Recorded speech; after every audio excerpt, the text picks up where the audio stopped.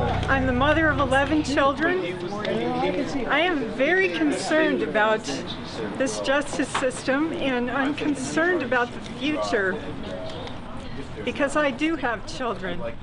If there was a devil, if there was somebody who's on the devil's payroll, so to speak, it would be Mr. Neely. I am just angry. We can't even go to our courts anymore for justice. What does America come to? Even when our public officials violate the law, if we can't go to the courts to find justice, what's left for Americans this day?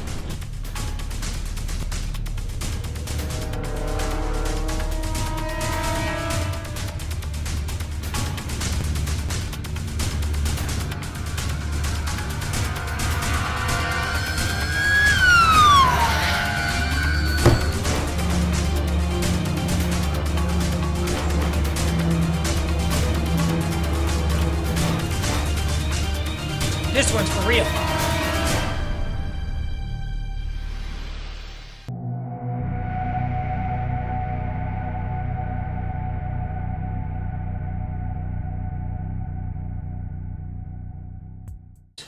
It started, my goodness, when it comes to the law and the courts, well, it really hasn't been a very good experience. The worst thing I ever had in my life up to a number of years back was a speeding ticket. I feel sorry and sad about how many lives this Commonwealth attorney, William F. Neely, has ruined. He really doesn't care for her. The history of this started back in 1993 or thereabouts when Herb was trying to expose the corruption in Spotsylvania County. Well, I went ahead and filed a federal lawsuit against the county attorney, the assistant county attorney, the building official, the county administrator, and a board of supervisors. Basically, the whole civil side of the county. By virtue of that, made himself a target of William F. Neely. Now, when I filed this, I had gotten documented evidence from the county's offices.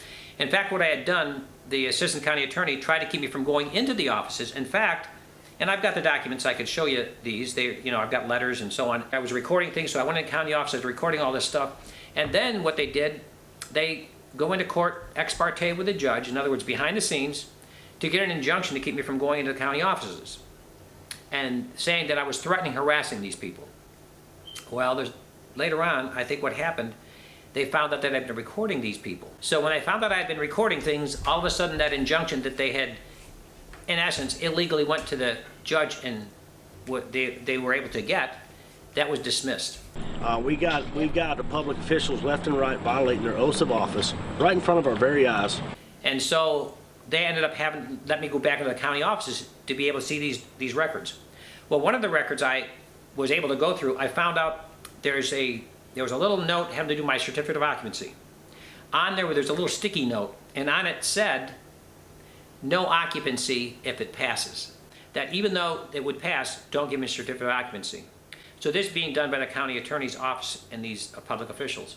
William Neely used his office, his position in office, to persecute an American sovereign citizen. So when I filed this lawsuit against them, I had it in federal court, and it probably was in a process from 1992 through 1993. I met with the FBI and state police. After meeting with them, he said, well, we will take it to the Commonwealth attorney, this William Neely of Spotsylvania County. And I said, look, you can't take it to him. That's their friend across the street. And I said, well, you can't do that. You need to take it to somebody outside the county. They didn't listen, because 2 months later, I get a call from a reporter here with the Freelance Star here in Fredericksburg. Mr. Lux, I'd like to talk to you about these indictments. What indictments? He said, well, you were just indicted this morning by the grand jury. And I said, well, for what? So he goes ahead and explains that I had been indicted at the grand jury for 2 felonies, of which I faced up to 20 years each in the penitentiary. I called the state police, and I turned myself in, and there I was booked and so on for these false charges. I'm afraid for any small person who tries to go into this courtroom for justice against powerful people. And after looking at the charges, I've got the documentation, because the 2 charges was, one was a charge for allegedly defrauding, this couple of $2,500. Now the $2,500 I'd received was for a deposit on a home that I was building for them. Now I had built their home, So in other words, this is after the fact. So the $2,500 was prior to me building the home, which I ended up building. Well, the other charge was that I took a $6,200 construction draw and put it into my personal checking account and converted it to my personal uses. Well, the fact of the matter with that, the $6,200 went into my construction account. So I thought, well, we've got this covered both ways. I've got the documentation to prove it, and so all I need to do is have somebody to present that. Well, they assigned me a public defender. The Commonwealth attorney said if I don't make a deal here and make a plea agreement, they're going to bring a third charge. Well, of course, you know what I told them to do about the 2 charges there? It's like a long walk off of a short pier because I hadn't done anything. And the Commonwealth attorney ended up bringing a third charge, so I faced up to 60 years in the penitentiary. Well, the first thing I did when that attorney came, then we got together and talked to him, I said, look, you have got to be prepared for this trial, because I said they're after me. Obviously, I've got a federal lawsuit against all of the public officials, and it's pretty clear what they're trying to do. Who's the Commonwealth attorney? Oh, the Commonwealth attorney was William Neely. Here's the Commonwealth attorney, brings a third charge against me, so I'm facing now I'm facing 60 years in penitentiary. This John Bowers, which is the attorney that was supposed to be handling it for myself and my defense, he calls me on the phone and he says, Mr. Lux, he says, we need to get a continuance. And I told him, I said, that's not going to happen. I already told you that. I said, you need to be prepared for the trial. He said, oh, no, they know me. He said, well, I'll get on the phone with the judge. And the Commonwealth attorney, William Neely, he says, that's not a problem. I said, well, you're not going to get a continuance. They had actually called in a retired judge to hear this case. What they were doing all along when I had these actions that I was coming in court against these officials, the regular sitting judge ended up not handling them, and he would call in a retired judge, because apparently they didn't want to get their hands dirty. Well, at this day when he was going to call him on the 7th of January, here's this retired judge, Selwyn Smith. Well, he gets him on the phone, gets the Commonwealth attorney, William Neely, on the phone, and I get on the phone, and he's asking for a continuance. He said he's not prepared for the trial, which is coming up. Now, keep in mind, I'm facing up to 60 years in a penitentiary. What does the judge do? Mr. Neely argues against the continuance, because he's got witnesses. The judge doesn't grant it. The trial's going to go forward on Wednesday. Well, how many witnesses do you think he subpoenaed for me? Well, the attorney had subpoenaed 0 witnesses. He's selling me down the river right off the bat, and that's why I asked to talk to the judge. Once you're put in jeopardy, once a witness takes the stand, they cannot change the charges. And that had happened all along. They would change the charge. Mr. Neely had done that, I don't know how many times he had changed the charges. But once you're put in jeopardy and put on the stand, the first witness, I should say, is called, and they start giving testimony, then you're in jeopardy. They can no longer play games. The charges are the charges, and they have to deal with them. And I talked to the judge, trying to let him know that we have to get a continuance because this man's not prepared for the trial. And the judge, he says to me, Mr. Lux, this trial is going forward today, either out here in lockup.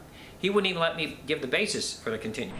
This judge had no interest in justice or hearing what Herb had to say. From the time that the judge came in to the courtroom, there was no fairness there at all. The judge came with a obvious bias. Was not only no, but hell no to everything he had to say. Well, the judge would not listen at all, and he said you can put any objections in at the end of the case. Well, obviously a little bit late after the fact. Well, I went, and they put on the trial that day, and I tried to handle it myself. I had a receipt. Now, for that $2,500 charge about the deposit that I'd gotten up front, well, the vice president of the bank and I had signed a statement giving credit to these people that were building the house for. We had given them credit for that, and it was signed by the vice president of the bank and myself. So I had given that piece of material or that document to the attorney. So here's this witness on the stand, and I said, could I have that document because I want to question this witness? And what do you think he says? He doesn't have it. Now here's a piece of evidence that's going to prove my innocence, and isn't it amazing? He doesn't have it at the trial. Well, at the end, I end up getting charged. One of the charges were dismissed. I was found guilty of 2 charges. The Commonwealth attorney outright lies to the jury. Again, besides the false charge he brought, he's lying to the jury on top of it. And the smirk on William F. Neely's face throughout the proceedings indicated to all of us that he knew the outcome from the very beginning. The judge was so upset with the outcome, because they thought they were going to put me away for a long time, he told the jury, and I've gotten the transcript, I mean, anybody's welcome to read it to this day. He says to the jury, you've given a misdemeanor penalty for a felony conviction. They thought they were going to put me away for a long time. Well, after the judge gave me the verdict, it was read, I stood. I turned around to give my wife and say so long to my wife and my kids, because they weren't even going to let me out on bond, and I was going to give my wife a kiss. The officer, they were so, I guess it's just hard to explain, put into words. The officer grabs me, wouldn't even allow me to say so long to my family. And next thing I know, I'm in the back. Spread your legs, and they're putting their rubber gloves on. Guilty as charged. Even when the law is clearly in your case, the law doesn't matter when they want you to be guilty. A show of hands. Who thought there was justice in this courtroom today? Anybody? No. No. So during that 2.5 months, what I did is I had two things in there with me. I had my scriptures. My wife got them for me. And I had them, the superintendent, I guess, of the jail where I was incarcerated, I had them bringing me in law books. So what I did is I did some study while I was there. And I had some cases still pending before the courts. And in fact, the federal cases, I recall the federal case was still pending and so on. So what I did is I studied law, and they would have to, and while these cases are going on, they would have to come to pick me up at the regional jail. I would put my suit on and go into court to represent myself against these officials and so on. Eventually, I finally got a settlement from the Spotswood Construction Company, or Spotswood Construction Loans, I should say. I got a small settlement from them, and in the process, I had ended up taking that case. It had started at U.S. Bankruptcy Court.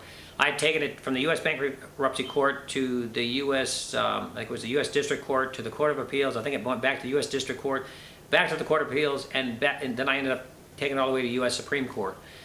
So, and a lot of that was done, as I recall, when I was incarcerated. Well, after 2.5 months, I was out of jail, and I started getting involved politically, because now it's happened to me. I watched that movie I mentioned to you earlier, about that movie with Sissy Spacek about this governor selling pardons.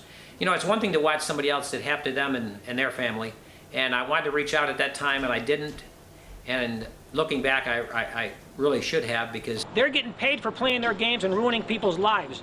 Mr. Neely, I hate to think how many lives he's ruined. That's sad, and that's one of the reasons why I kind of feel bad that maybe I didn't take stronger action before. These terrible things, you feel for somebody and you're going to take action, you didn't. Well, I didn't. And I'll tell you what, when it happens to yourself, it's an altogether different thing. So I am very sad for our country if this is what's going to continue to happen.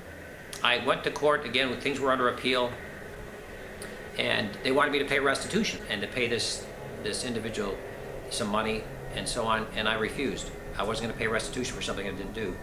So I ended up going in and serving another 2.5 months. And Neely has been after Herb and after Herb's family ever since. We will not stand for this injustice over and over again. I'm telling you, Tea Party groups, Patriot groups, John Birchers, you people need to show up in these courtrooms when someone stands up and is fighting this Goliath, trying to stand for the truth and justice. You need to be here. Today it's Herb Lux, tomorrow it's you. There's not justice necessarily here in Spotsylvania County. Show of hands, who thought Herb Lux got screwed? 2 hands.